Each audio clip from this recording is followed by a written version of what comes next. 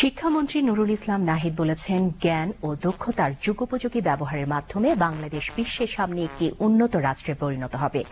তিনি আজ রাজধানীর একটি হোটেলে ইস্টার্ন ইউনিভার্সিটির চতুর্থ সমাবর্তন অনুষ্ঠানে একথা বলেন।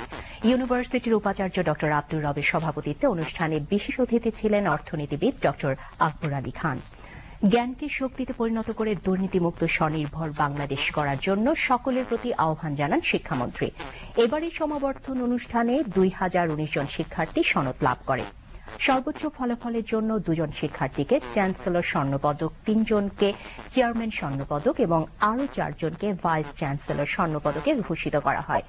অনুষ্ঠানে ইস্টার্ন ইউনিভার্সিটি পরিচালনা পর্ষদের সদস্যবৃন্দ, শিক্ষক শিক্ষিকা সহ বিশিষ্ট ব্যক্তিবর্গ উপস্থিত ছিলেন।